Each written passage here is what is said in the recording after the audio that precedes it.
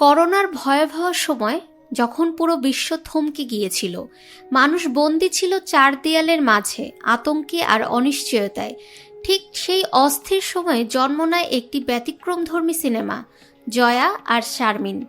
প্রায় 5 বছর আগে তৈরি হলেও অবশেষে সিনেমাটি মুক্তি পেতে যাচ্ছে আগামী 16ই মে দেশের প্রেক্ষাগৃহগুলোতে।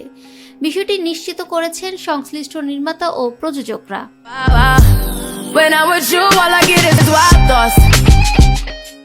সিনেমাটির নির্দেশনায় ছিলেন খ্যাতিমান বিজ্ঞাপন নির্মাতা পিপলু আর খান।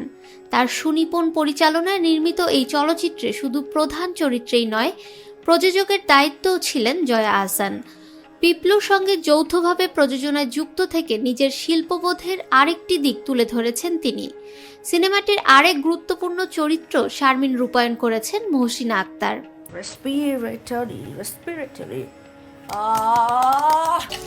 সম্প্রতি মুক্তি পাওয়া ট্রেইলার ইতিমধ্যেই দর্শকদের মধ্যে কৌতূহল সৃষ্টি করেছে। সিনেমাটি নিয়ে জয়া আহসান জানান, দুজন নারীর অচেনা ভুবনের গল্প এটা।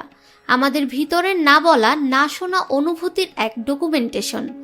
অদ্ভুত এক সময়ে সীমিত পরিসরে গভীর আবেগে তৈরি এক ছোট্ট সিনেমা, কিন্তু আমি বিশ্বাস করি এটা দর্শকের হৃদয়কে ছুঁয়ে যাবে।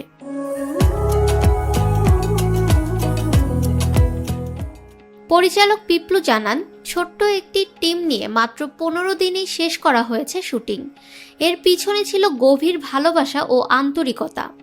বাংলাদেশ চলচ্চিত্র সেন্সর বোর্ড থেকে সিনেমাটি ইতিমধ্যেই ছাড়পত্র পেয়েছে।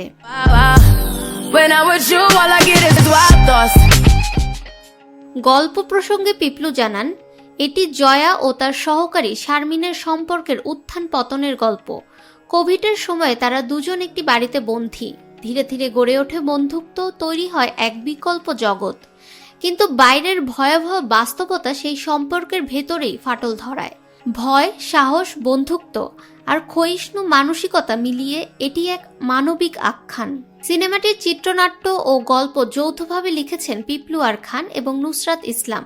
অভিনয়ে আছেন জয়া আহসান, মহসিনা আক্তার এবং তানজিম সাইয়ারা তটিনী।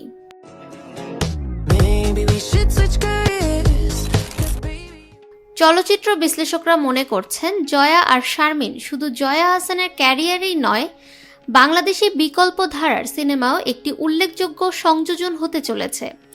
5 বছর ধরে অপেক্ষায় থাকা এই ছবিটি হতে পারে সাহস, সংবেদন আর শিল্পিত নির্মাণের একটি মাইলফলক। ফাহমিদা বিনতে আনোয়ার, নিরপেক্ষ নিউজ ডেস্ক।